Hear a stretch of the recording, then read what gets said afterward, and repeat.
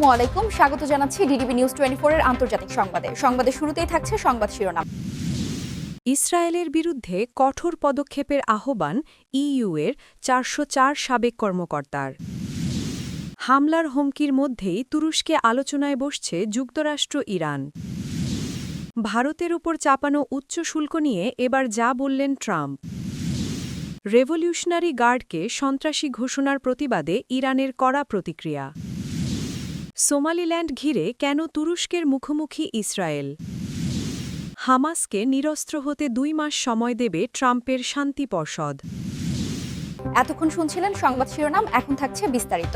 ইসরায়েলের বিরুদ্ধে কঠোর পদক্ষেপের আহ্বান ইইউ-এর ৪০৪ সাবেক কর্মকর্তার। ইউরোপীয় ইউনিয়ন বা ইইউ ও এর সদস্য রাষ্ট্রগুলোর ৪০৪ জন সাবেক মন্ত্রী, রাষ্ট্রদূত এবং জ্যেষ্ঠ কর্মকর্তা ইসরায়েলের উপর চাপ বাড়ানোর আহ্বান জানিয়েছেন। এছাড়া গাজা, পশ্চিম তীর ও পূর্ব জেরুজালেমে আন্তর্জাতিক আইনের অব্যাহত লঙ্ঘন বন্ধে দৃঢ় ও ধারাবাহিক পদক্ষেপ নেওয়ার জন্য ইইউ-এর প্রতি আহ্বান জানিয়েছেন খবর আনাদোলু এজেন্সির।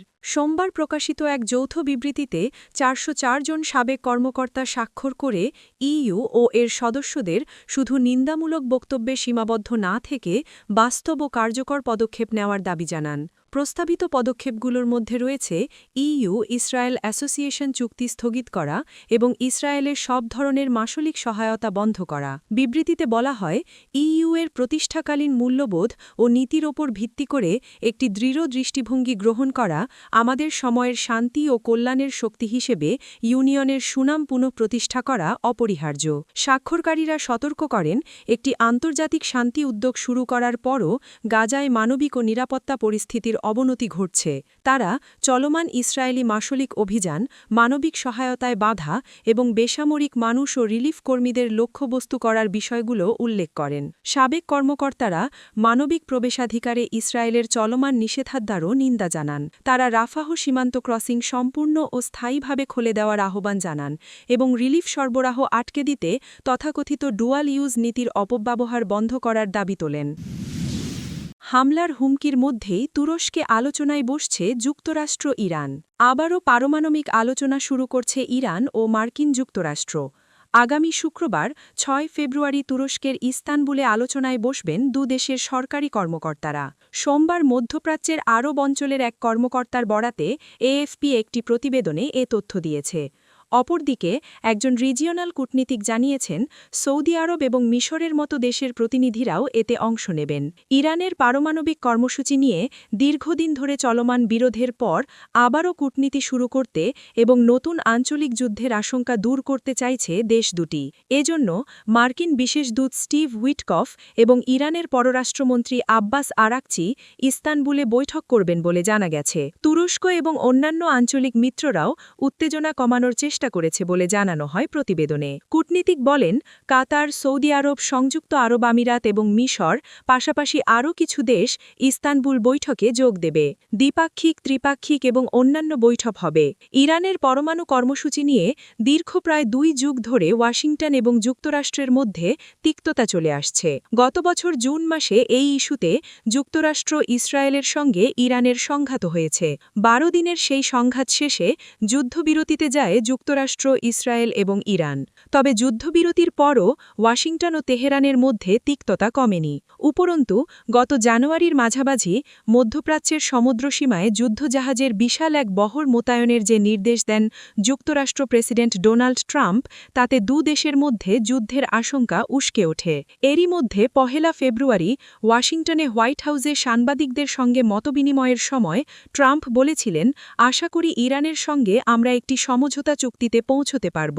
এদিন মার্কিন সংবাদমাধ্যম সিএনএনকে দেওয়া এক সাক্ষাৎকারে ইরানের পররাষ্ট্রমন্ত্রী সৈয়দ আব্বাস আরাকচি বলেছেন, কয়েকটি মিত্রদেশ এ ব্যাপারে ইরান এবং যুক্তরাষ্ট্রের মধ্যে মধ্যস্থতা করছে। তারা আমাদের মধ্যে আত্মবিশ্বাস গড়ে তোলার চেষ্টা করছে। এটা কঠিন, কিন্তু তারা চেষ্টা করছে। আমার মনে হয়, যদি প্রেসিডেন্ট ট্রাম্পের আলোচক দল একটি সুষ্ঠু এবং ন্যায়সঙ্গত সমঝোতা চুক্তির প্রস্তাব নিয়ে এগিয়ে আসে, তাহলে ফের আলোচনা হতে পারে। ভারতের উপর চাপানো উচ্চ শুল্ক নিয়ে এবার যা বললেন ট্রাম্প। মার্কিন প্রেসিডেন্ট ডোনাল্ড ট্রাম্প এবার ভারতীয় পণ্যের উপর আরোপিত উচ্চ শুল্ক হ্রাসের ঘোষণা দিয়েছেন। দেশটির উপর আরোপিত শুল্ক ৫০ থেকে কমিয়ে ১৮% নামিয়ে আনতে রাজি হয়েছেন ট্রাম্প। ভারত দ্বিপাক্ষিক বাণিজ্যে বাধা কমানো, রাশিয়া থেকে তেল কেনা বন্ধ করে যুক্তরাষ্ট্র ও পোষাব্য ভেনেজুয়েলা থেকে তেল কেনার কারণে শুল্ক কমানো হবে বলে একটি প্রতিবেদনে জানিয়েছে আল জাজিরা। ভারতের প্রধানমন্ত্রী নরেন্দ্র মোদীর সঙ্গে ফোনালাপের পর নিজের সোশ্যাল মিডিয়ায় ট্রাম্প লিখেছেন, মোদীর প্রতি বন্ধুত্ব ও শ্রদ্ধা এবং তার অনুরোধের ভিত্তিতে তাৎক্ষণিকভাবে কার্যকর একটি বাণিজ্য চুক্তিতে সম্মত হয়েছি।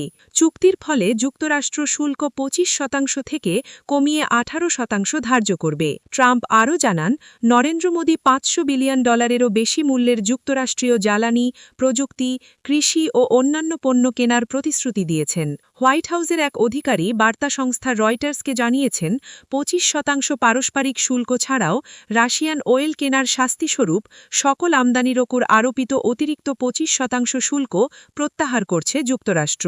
ট্রাম্পের সঙ্গে ফোনালাপের পর নিজের টুইটারে দেওয়া পোস্টে নরেন্দ্র মোদী লিখেছেন, আমার প্রিয় বন্ধু প্রেসিডেন্ট ট্রাম্পের সঙ্গে কথা বলতে পেরে দারুণ লাগছে। আমি খুবই আনন্দিত যে ভারতে তৈরি পণ্যের ওপর শুল্ক কমিয়ে ১৮% করা হয়েছে। এদিকে ভেনেজুয়েলায় সফল মিলিটারি অভিযানের পর এবার ক্যারিবিয়ান অঞ্চলের দেশ কিউবাকে আল্টিমেটাম দিলেন মার্কিন প্রেসিডেন্ট ডোনাল্ড ট্রাম্প। তিনি বলেছেন, কিউবা যদি ওয়াশিংটনের সঙ্গে বাণিজ্য চুক্তিতে না আসে তাহলে নিকট ভবিষ্যতে মানবিক বিপর্যয়ের মধ্যে পড়বে কিউবা। চলতি সপ্তাহের শুরুতে একটি নির্বাহী আদেশে স্বাক্ষর করেছেন প্রেসিডেন্ট ট্রাম্প।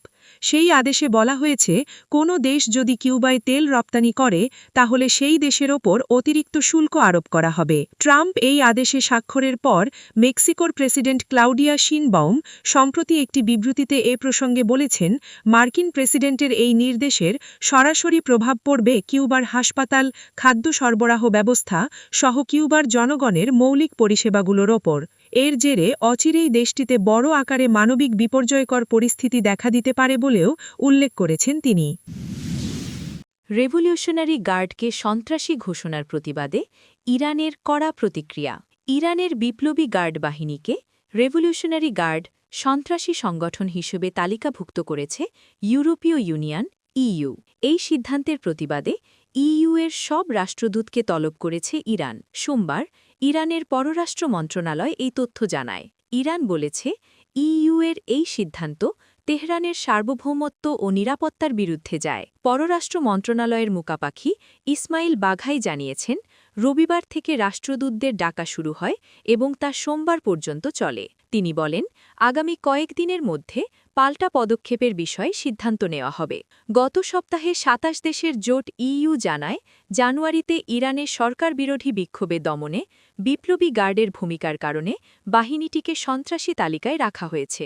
ওই সময় দেশটিতে বিক্ষোভে হাজারো মানুষ নিহত হন এবং বহু মানুষ আটক হন বলে বিভিন্ন মানবাধিকার সংস্থা দাবি করেছে। ইরানের পার্লামেন্ট স্পিকার বলেন, ২০১৯ সালের একটি আইনের ভিত্তিতে ইরান এখন ইইউ-ভুক্ত সব দেশের সেনাবাহিনীকে সন্ত্রাসী হিসেবে বিবেচনা করছে। তবে ইউরোপীয় কমিশন জানিয়েছে, উত্তেজনার মধ্যেও তেহরানের সঙ্গে কূটনৈতিক যোগাযোগ চালু রাখা হবে এবং সামরিক সংঘাত এড়াতে সংযম দেখাতে আহ্বান জানানো হয়েছে। এই পরিস্থিতিতে যুক্তরাষ্ট্র ও ইরানের মধ্যে তুরস্ক নতুন করে আলোচনা শুরু করার চেষ্টা করছে। তুরস্কের কর্মকর্তারা জানিয়েছেন, মার্কিন বিশেষ দূত স্টিভ উইটকফের সঙ্গে ইরানি কর্মকর্তাদের বৈঠক আয়োজনের উদ্যোগ নেওয়া হয়েছে। লক্ষ্য হল যুক্তরাষ্ট্রের সম্ভাব্য সামরিক পদক্ষেপের ঝুঁকি কমানো। এদিকে যুক্তরাষ্ট্র মধ্যপ্রাচ্যে যুদ্ধজাহাজ ও ক্ষেপণাস্ত্রবাহী ডেস্ট্রয়ার মোতায়েন করেছে।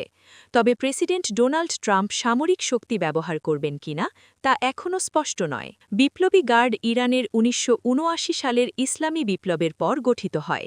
এটি নিয়মিত সেনাবাহিনীর পাশাপাশি কাজ করে এবং দেশের অভ্যন্তরীণ নিরাপত্তা ও বিভিন্ন অর্থনৈতিক খাতে প্রভাব রাখে। সাম্প্রতিক বিক্ষোভ দমনে গার্ডের অধীন বাসিজ বাহিনী গুরুত্বপূর্ণ ভূমিকা রেখেছে বলে অভিযোগ রয়েছে। মানবাধিকার সংগঠনগুলোর তথ্যমতে চলমান দমনপীড়নে হাজারো মানুষ নিহত এবং প্রায় ৫০,০০০ মানুষ গ্রেপ্তার হয়েছেন বলে ইরান সরকার নিহতের সংখ্যা তুলনামূলকভাবে কম বলে দাবি করছে। সোমালিল্যান্ড ঘিরে কেন তুরস্কের মুখোমুখি ইসরায়েল? সম্প্রতি প্রথম কোনো দেশ হিসেবে সোমালিয়ার বিচ্ছিন্নতাবাদী ভূখণ্ড সোমালিল্যান্ডকে স্বাধীন ও সার্বভৌম রাষ্ট্র হিসেবে স্বীকৃতি দিয়েছে ইসরায়েল। তেল আবিবের এই ঘোষণায় আবার সামনে এসেছে হর্ন অফ আফ্রিকা হিসেবে পরিচিত এই অঞ্চলে ভূ-রাজনৈতিক আধিপত্য প্রতিষ্ঠার বিষয়টি। বিশ্লেষকের কেউ কেউ বলছেন, ফিলিস্তিনের গাজা থেকে ফিলিস্তিনিদের উৎখাত করে সোমালিল্যান্ডে স্থানান্তরের ইসরায়েলি পরিকল্পনার অংশ এটি। আবার কেউ বলছেন, হর্ন অফ আফ্রিকায় দীর্ঘমেয়াদী কৌশলগত উপস্থিতি নিশ্চিতের অংশ হিসেবে এই স্বীকৃতি দেওয়া হয়েছে। এর অন্যতম লক্ষ্য এই অঞ্চলে তুরস্কের ক্রমবর্ধমান প্রভাব কমানো। হর্ন অফ আফ্রিকায় আধিপত্য বিস্তারের এই লড়াই অনেক পুরনো। বিশ্বব্যাপী সমুদ্রপথে বাণিজ্যের প্রায় 14% এবং বিশ্বব্যাপী কন্টেনার নির্ভর বাণিজ্যের 30% লোহিত সাগরের মধ্য দিয়ে পরিবাহিত হয়। ফলে এই অঞ্চলের নিয়ন্ত্রণ নিয়ে বৈশ্বিক শক্তিগুলোর মধ্যে প্রতিযোগিতা চলে আসছে। এতেই অঞ্চলটি ইতিমধ্যে বিশ্বের সবচেয়ে সামরিকায়নিত একটি অঞ্চলে পরিণত হয়েছে। মানচিত্রের দিকে তাকালে দেখা যায়, আফ্রিকা মহাদেশের উত্তর-পূর্ব অংশটি আরব সাগরের দিকে এমনভাবে প্রসারিত হয়েছে যা দেখতে গন্ডারের শিংয়ের মতো। মূলত এই ভৌগোলিক আকৃতির কারণেই এই অঞ্চলকে হর্ন অফ আফ্রিকা বা আফ্রিকার শিং বলা হয়। ইথিওপিয়া, সোমালিয়া, জিবুতি ও এরিত্রিয়ার মানচিত্রকে এক করে দেখলে শিংয়ের আকৃতির মতো দেখা যায়। প্রায় 20 লক্ষ বর্গ কিলোমিটার এলাকা নিয়ে এই অঞ্চল গঠিত। অবশ্য বৃহৎ পরিসরে কেনিয়া, উগান্ডা, দক্ষিণ সুদান ও সুদানকেও এই অঞ্চলের অংশ হিসেবে বিবেচনা করা হয়। নিরাপত্তার প্রশ্নে হর্ন অফ আফ্রিকা সেখানকার দেশগুলোর মতোই বৈচিত্র্যময় ও জটিল। সামগ্রিকভাবে এসব পরিস্থিতি এই অঞ্চলকে বিশ্বের অন্যতম অস্থির একটি ভূ-রাজনৈতিক কেন্দ্রে পরিণত করেছে। জিবুতির মতো ক্ষুদ্র রাষ্ট্র থেকে শুরু করে সুদানের মতো বিশাল রাষ্ট্র, সব দেশই এখানে নিজেকে অত্যন্ত গুরুত্বপূর্ণ পক্ষ হিসেবে মনে করে এবং একে অপরের উপর প্রভাব বিস্তারের চেষ্টা চালায়। তার ওপর রয়েছে বিদেশি শক্তিগুলোর ভূ-রাজনৈতিক স্বার্থের দ্বন্দ্ব। হামাসকে নিরস্ত্র হতে 2 মাস সময় দেবে ট্রাম্পের শান্তি পর্ষদ। যুক্তরাষ্ট্রের প্রেসিডেন্ট ট্রাম্পের গঠিত বোর্ড অফ পিস বা শান্তি পর্ষদ ফিলিস্তিনি স্বাধীনতাকামী সংগঠন হামাসকে অস্ত্র সমর্পণে 2 মাসের আল্টিমেটাম দেবে বলে জানিয়েছেন ইসরায়েলের অর্থমন্ত্রী বেজালেল স্মোটরিচ। তুর্কি বার্তা সংস্থা আনাদোলু এজেন্সির বরাতে এ খবর জানা গেছে।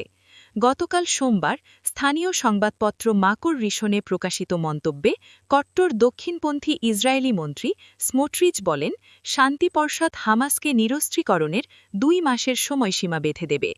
তিনি জোর দিয়ে বলেন, হামাস নিঃশেষ হওয়ার আগে গাজা উপত্যকায় যুদ্ধ বন্ধ করবে না ইসরায়েল। ইসরায়েলির অর্থমন্ত্রী আরও বলেন, গাজা উপত্যকায় হামাসের কোনো অস্তিত্ব থাকবে না, আর সেটি সামরিক, বেসামরিক বা সরকারি কোনোভাবেই নয়। আমরা প্রতিজ্ঞা করেছি এবং এটাই যুদ্ধের প্রধান লক্ষ্য। তবে স্মোটরিচের এই বক্তব্যের বিষয়ে ট্রাম্পের শান্তি পর্ষদের পক্ষ থেকে তাৎক্ষণিক কোনো মন্তব্য পাওয়া যায়নি। উগ্রপন্থী এই মন্ত্রী দাবি করেন, ইসরায়েলি সেনাবাহিনী গাজা উপত্যকার অর্ধেকের বেশি এলাকা নিয়ন্ত্রণ করছে এবং সব কিছুর উপর তাদের কর্তৃত্ব রয়েছে। তিনি বলেন, যুদ্ধবিরতির দ্বিতীয় ধাপ হল নিরস্ত্রীকরণ। দুর্ভাগ্যজনকভাবে আমরা এটি 3 মাস আগে শুরু করিনি। গাজা নিয়ে ট্রাম্পের বৃহত্তর পরিকল্পনার অংশ হিসেবে গত 15ই জানুয়ারি বোর্ড অফ পিস গঠনের ঘোষণা দেওয়া হয়। এই পরিকল্পনার অধীনে গত বছরের 10 অক্টোবর ইসরায়েল ও হামাসের মধ্যে একটি যুদ্ধবিরতি চুক্তি স্বাক্ষরিত হয়েছিল। পরে নভেম্বরে জাতিসংঘ নিরাপত্তা পরিষদের 2803 নম্বর প্রস্তাবের মাধ্যমে এই পর্ষদ অনুমোদিত হয়।